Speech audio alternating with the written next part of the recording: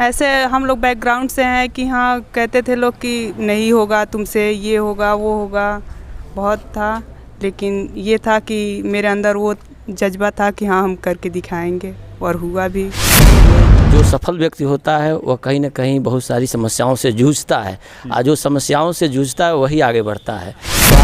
तमाम पीड़ित जो लोग होते हैं वो आकर के कहते हैं कि मेरा ये वकील इतना पैसा खा लिया, इतना ले लिया, लेकिन मुझे न्याय नहीं दिला पाया। तो ऐसे में क्या आप कहीं पैसे पर तो नहीं मरने लगेंगी? नहीं। और मेट्रो सिटी के अंदर तो सब लोग काम करते हैं, लेकिन हम लोग ग्रामीण परिवेश में भी इन बच्चों को अत्याधुनिक सुविधाओं के साथ विश्व स्तरीय शिक्षण प्रदान करें, यही हम लोगों का लक्ष्य और उद्देश्य है।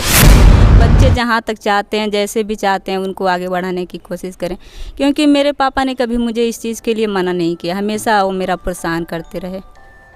जज्बा और जुनून हो कुछ बेटर करने का तो कठिन डगर भी पार करना आसान हो जाता है। नमस्कार, मैं हूं राकेश चौधरी, आप देख रहे हैं इंडिया एक्सप्रेस न्यूज़। अभी मैं मौजूद हूं मनी लॉ कॉलेज में। एक स्कूल में एक छात्रा है जो यूनिवर्सिटी को टॉप किया है, नाम है गुलशन निशा।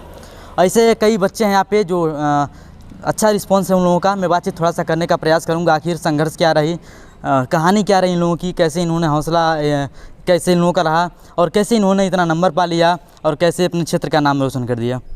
क्या नाम है आपका? गुलशन निशा। पापा क्या करते हैं? पापा अधिवक्ता हैं। अधिवक्ता हैं। मम्मी क्या करती हैं? गृहिणी हैं। कैसे इतना नंबर आ गया, यूनिवर्सिटी को आपने टॉप कर लिया? कहने के तो मतलब बहुत कुछ है, फिर भी नियमित क्लास और शिक्षकों का प्रोत्साहन मेरे लिए बहुत ज़्यादा है। किस हिसाब से आप पढ़ाई कर रही थी, कैसे पढ़ाई कर रही थी? तमाम आपके जैसे बच्चे होंगे क्षेत्र में अपने जो जानना चाहते होंगे किस तरह से पढ़ाई कर रही थी कि आपने इतना अच्छा नंबर पा लिया, और किसे क्या संघर्ष रहा आपका?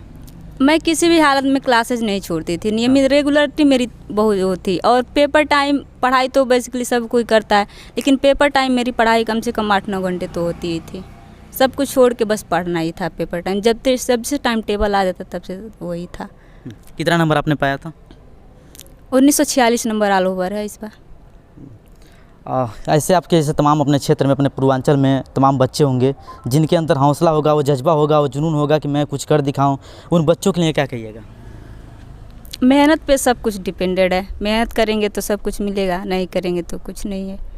हाँ, लेकिन किसी और से देख के सीख सकते हैं। हाँ, यही कहेंगे। और तमाम ऐसे माता पिता होंगे जो बच्चों को जो है कि रिस्पॉन्स नहीं देते हैं पढ़ने का, उनको पढ़ना चाहते हैं बच्चे लेकिन पढ़ाना नहीं चाहते हैं, इस तरह के मम्मी पापा को क्या कहिएगा? उनको यही कहना है कि बच्चे जहाँ तक चाहते हैं, जैसे भी चाहते हैं, उनको आगे बढ़ाने की कोशिश करें, क्योंकि मेरे पापा ने कभी मुझे इस चीज़ के लिए मना नहीं किया, हमेशा वो मेरा प्रोत्साहन करते रहे। तमाम जो पढ़ लिख करके वकील बन जाते हैं, जब वकील बनने के बाद विपक्षी काम करने लगते हैं, ऐसे में आप किस तरह की काम करेंगे कहीं वकील बन जाती हैं तो? वकील बन के हम हमेशा न्याय ही दिलाना चाहेंगे, चाहे वो विपक्षी के तरफ से हो चाहे अपने ही तरफ से हो। तमाम ऐसे वकील आप मिल जाते हैं, इस समय वीडियो सोशल मीडिया पे वायरल भी चलता है कि, और तमाम पीड़ित जो लोग होते हैं वो आकर के कहते हैं कि मेरा ये वकील इतना पैसा खा लिया, इतना ले लिया, लेकिन मुझे न्याय नहीं दिला पाया। तो ऐसे में क्या आप कहीं पैसे पर तो नहीं मरने लगेंगी? नहीं, ऐसी बात नहीं है। जाते जाते मेरे चैनल के माध्यम से तमाम दर्शक होंगे जो देख रहे होंगे, उनको क्या कहिएगा? उनको मैं धन्यवाद देना चाहती हूँ, और यही कहना चाहती हूँ क्योंकि मेरे लिए हमेशा से मतलब हमेशा ऐसे ही रहे, मुझे आशीर्वाद दें कि मैं कुछ और अच्छा करूँ, और वो भी अपने बच्चों को आगे बढ़ाने की कोशिश करें। चलिए, प्रिंसिपल साहब से मैं थोड़ा सा बातचीत करने का प्रयास करता हूँ। सर, स्वागत है आपका इंडिया एक्सप्रेस न्यूज़ में। जी, मैं इस संस्था प्रधान के नाते मैं प्रिंसिपल के पद पे इस संस्थान में कार्यरत हूँ, और हमारा यही प्रयास रहता है कि इस पिछड़े ज़िले में जितना आधुनिक सुविधाओं के साथ बेहतर शिक्षा दी जा सके, इसके लिए हमारी टीम और हमारे बगल में वाइस प्रिंसिपल साहब भी खड़े हैं। दिन रात हम लोग लगे रहते हैं, और आधुनिक जितने भी संसाधन हो सके, चाहे पीपीटी हो या इलेक्ट्रॉनिक, ऑफलाइन, ऑनलाइन, सारी सुविधाएं हमारे लाइब्रेरी में हैं, और बेहतर स्तर के अत्याधुनिक संसाधनों के साथ उत्कृष्ट पुस्तकों की लाइब्रेरी है। और हम लोग सुबह जो है 9 बजे से लेकर शाम 6 बजे तक बच्चों के बेहतर विकास के लिए, उनके कैरियर को सजोने के लिए दिन रात प्रयासरत हैं।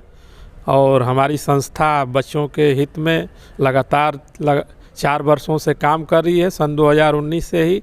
और इस क्षेत्र में काफ़ी दिक्कतें आती है काम करने के लिए, लेकिन फिर भी हम लोग हिम्मत हारते नहीं हैं और हमेशा सोचते हैं कि अच्छे संस्थानों में और मेट्रो सिटी के अंदर तो सब लोग काम करते हैं, लेकिन हम लोग ग्रामीण परिवेश में भी इन बच्चों को अत्याधुनिक सुविधाओं के साथ विश्व स्तरीय शिक्षण प्रदान करें।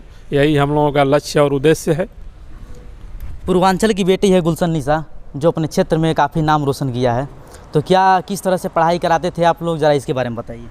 ये शुरू से ही काफ़ी मेधावी छात्रा रही है और इसका नियमित रूप से कॉलेज आना और गुरुजनों के संपर्क में रहना और जो भी दिशा निर्देश दिया जाता है उसके अकॉर्डिंग यह अपने अध्ययन को जारी रखी और इसके संघर्ष और मेहनत का परिणाम है कि आज हम लोग भी गौरवान्वित महसूस कर रहे हैं।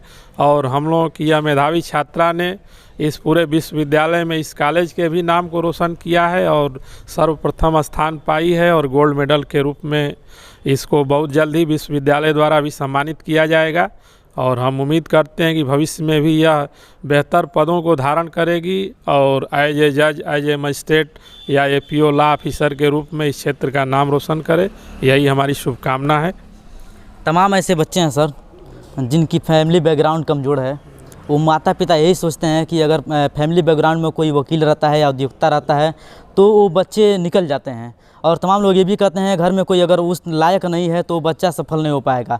ऐसे में उन माता पिता को क्या कहिएगा?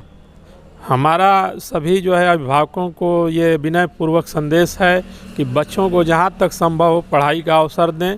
काम और मेहनत तो ज़िंदगी भर करना है, लेकिन शिक्षा का एक नियमित समय होता है। जब समय बीत जाएगा तो चाह करके भी अभिभावक अगर पैसा हो भी गया भविष्य में तो आप बच्चों को पढ़ा नहीं पाएंगे।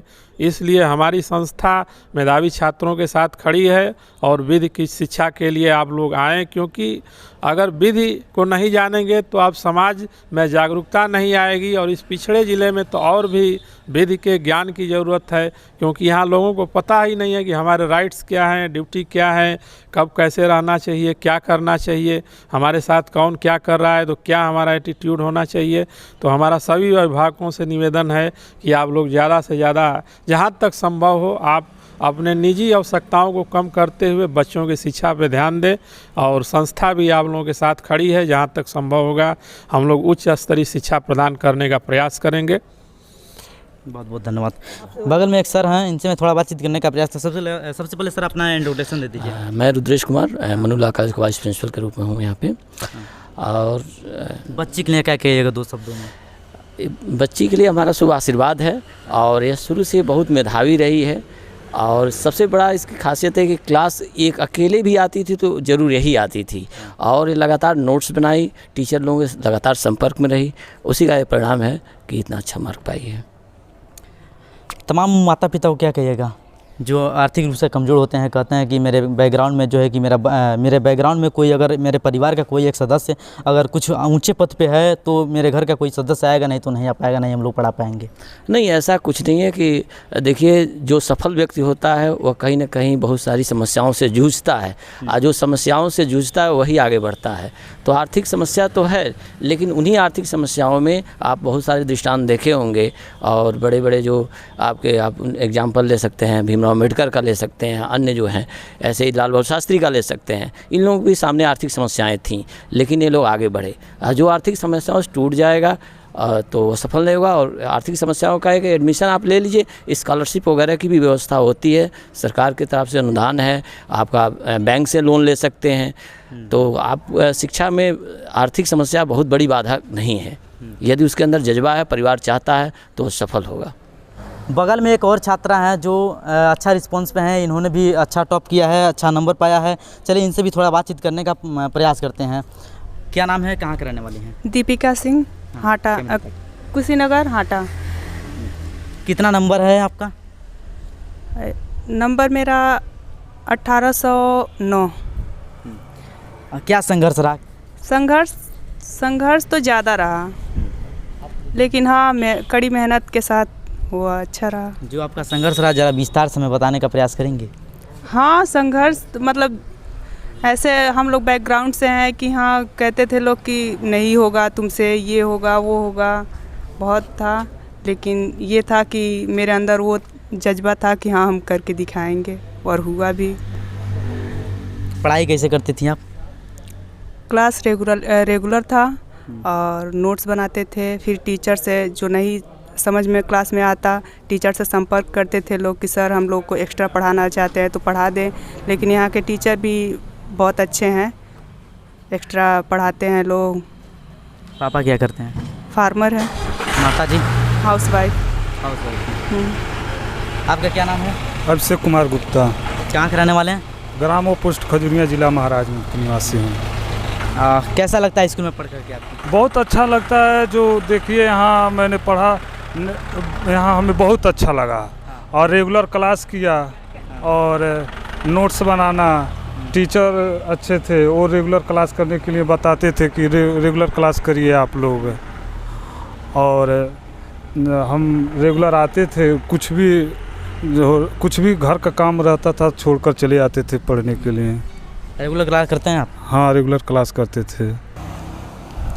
तमाम ग्राम सभा हैं जो ग्राम सभा में लोग एलएलबी का नाम ज़्यादातर नहीं जानते हैं। एलएलबी होता क्या है, ज़रा इसके बारे में बता दीजिए। एलएलबी यह होता है, देखिए जो हमारे संसद द्वारा कानून बनाए जाते हैं वो अधिवक्ता ही जो रहता है वो जो अच्छे रूप से जानते हैं और उसको न्यायालय में अच्छे रूप से बताते हैं आपका यह अधिकार है। किसी व्यक्ति का हनन होता है तो उस अधिकार को वो लोग दिलाते हैं।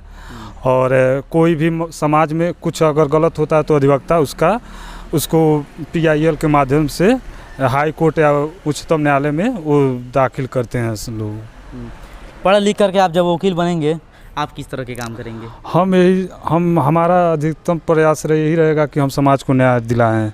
जो समाज में पिछड़े वर्ग हैं उनको हम न्याय दिलाने के लिए तत्पर हमेशा रहेंगे। चलिए, बहुत बहुत धन्यवाद। हम लोग हमेशा उन लोगों की बात करते हैं जो अपने पूर्वांचल से निकल करके, अपने ज़िले से निकल करके कुछ अच्छा करना चाहते हैं, कुछ बेटर करना चाहते हों और समाज में कुछ अच्छा दिखाने का प्रयास करते हों। मैं था अनुराग कॉलेज जो है निचलौल में, और यहाँ पे काफ़ी बच्चे थे जो संघर्ष रहा इन लोगों का, काफ़ी मेहनत से लगन से इन्होंने पढ़ाई किया और कुछ हासिल करके दिखाया। तो मैं दिखाने का प्रयास किया, एक छोटा सा प्रयास है। प्रयास आप सबको कैसा लगा कमेंट सेक्शन में जरूर बताइएगा। वीडियो अच्छा लगा होगा तो एक लाइक कर दीजिएगा। चैनल पर नए होंगे चैनल को सब्सक्राइब कर दीजिएगा। मैं हूँ राकेश चौधरी, आप देख रहे थे इंडिया एक्सप्रेस न्यूज़। जय हिंद।